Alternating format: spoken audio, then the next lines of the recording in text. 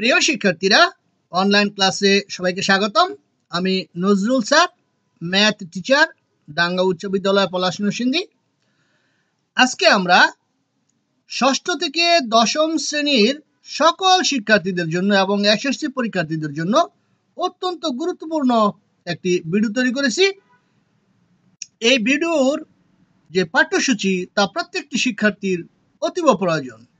তোমরা যে গণিত ক্লাস করে থাকো তার জন্য তোমাদের বিভিন্ন চ্যাপ্টারের মধ্যে বিভিন্ন রকমের সূত্র রয়েছে।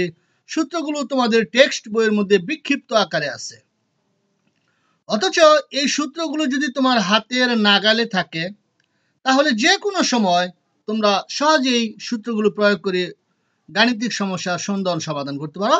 এর জন্য আমি তোমাদেরকে সূত্রগুলি তালিকা আকারে এই ভিডিওতে সাজিয়ে দিয়েছি। চলো আমরা সূত্রগুলো দেখি। এর মধ্যে কিছু সূত্র আছে যা এসএসসি পরীক্ষা এবং জিএসসি পরীক্ষায় প্রায় 100% অর্থাৎ এই সূত্রগুলোর প্রয়োগ পরীক্ষার মধ্যে আসে, হয় সৃজনশীল অংশে নতুবা নৈর্ব্যক্তিক অংশে। এছাড়া স্কুলের আভ্যন্তরীণ পরীক্ষায় তো আসেই। তাহলে চলো আমরা দেখি। আমরা অধ্যায় ভিত্তিক সূত্রগুলো সাজিয়েছি।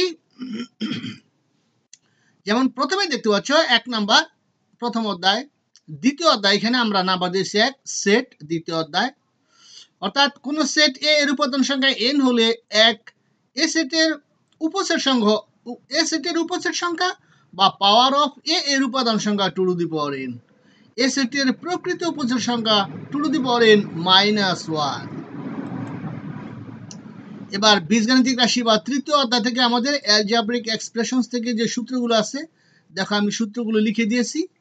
এর মধ্যে এই যে 1 নাম্বার এবং 2 নাম্বার অনুসিদ্ধান্ত দুটি আছে এবং 3 নাম্বার ও 4 নাম্বার অনুসিদ্ধান্ত দুটি আছে, এগুলো প্রায় 100% গ্যারান্টি।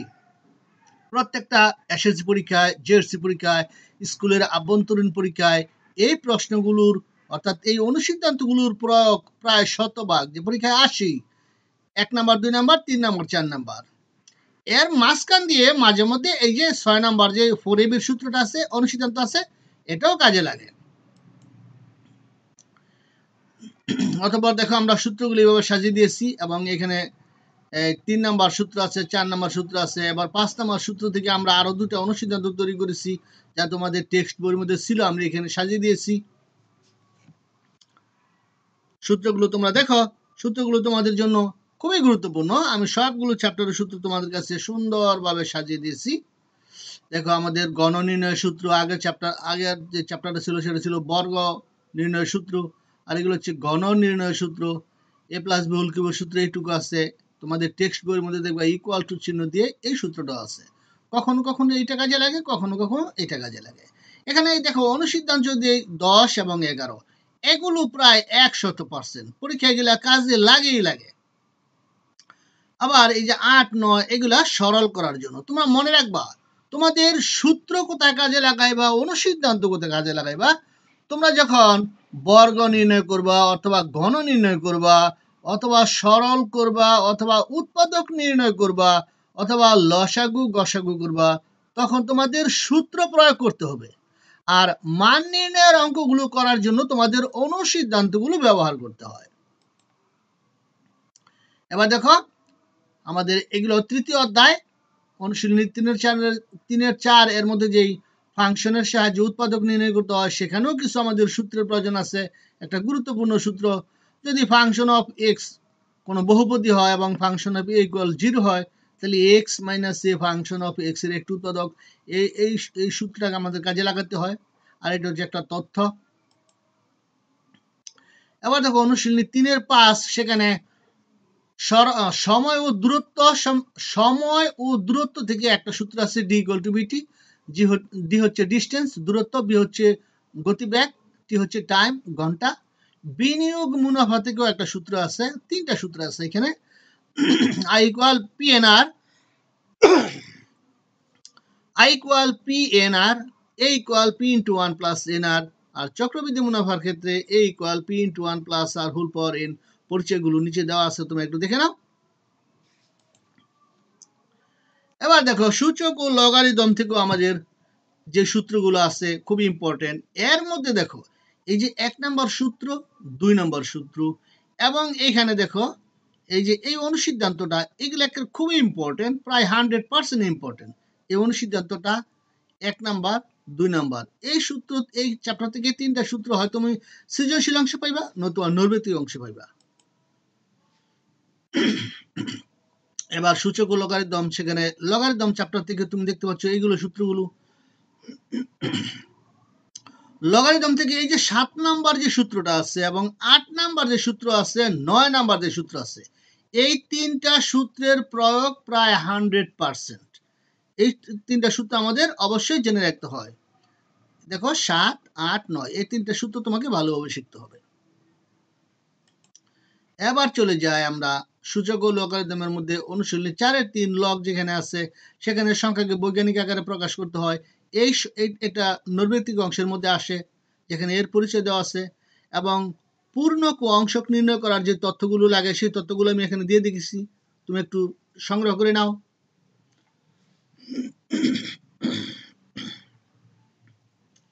এবার আমরা সামনে অগ্রসর হই। এক চলক বিশিষ্ট দ্বিঘাত সমীকরণ অনুশীলনী 5-এর 2, সেখানে আমাদের দ্বিঘাত সমীকরণ রয়েছে, যেমন ax square plus bx plus c = 0, অর্থাৎ চলকের ঘাত 2 থাকে। এখানে এমন একটা সমীকরণ যে সমীকরণের মধ্যে চলকের ঘাত 2 থাকে, এবং এগুলো এক চলক বিশিষ্ট দ্বিঘাত সমীকরণ। যদি এই ধরনের একটা সমীকরণ হয় তাহলে তার সমাধানের সূত্র এটা। এরপর দেখো অনুশীলনী 9-এর 1 ত্রিকোণমিতিক অনুপাত বিপরীত সূত্র। দেখো 1 নাম্বারের মধ্যে 3টা সূত্র আমি লিখে দিয়েছি, এদেরকে আমরা বলি বিপরীত সূত্র। sin θ = 1/cosec θ, cos θ = 1/sec θ, tan θ = 1/cot θ। আর দুইটা বিশেষ সূত্র আছে, special formula. tan θ = sin θ/cos θ, আর cot θ = cos θ/sin θ। আর বর্গ সূত্র আছে আমাদের 3টা, সেখান থেকে আরো কিছু অনুসিদ্ধান্ত আছে। sin square θ plus cos square θ = 1, সেখান থেকে বলা যায় sin square θ = 1 - cos square θ, cos square θ = 1 - sin square θ। আবার sec square θ হলো 1 plus tan square θ, সেখান থেকে দুটো অনুসিদ্ধান্ত পাওয়া যায় এই ধরনের। cosec square θ = 1 plus cot square θ, সেখান থেকে দুটো অনুসিদ্ধান্ত পাওয়া যায় এই ধরনের।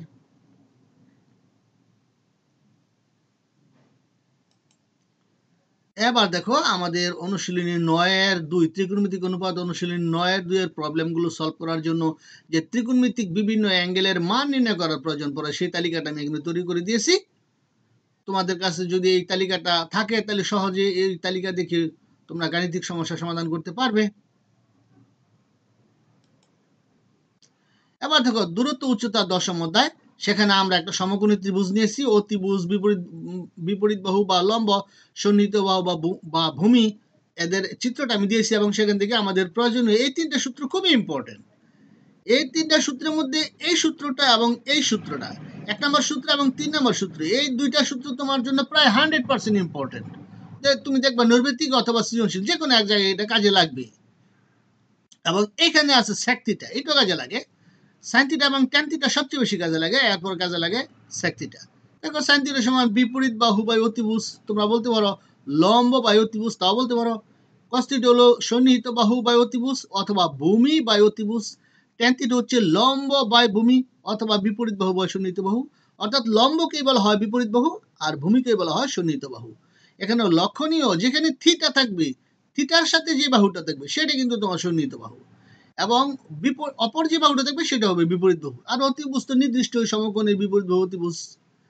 এই সূত্রের তালিকাগুলো তোমরা সংগ্রহ করে রাখো, এবং গাণিতিক সমস্যা সমাধান করার জন্য তোমাদের আশা করি অনেক উপকারে আসবে।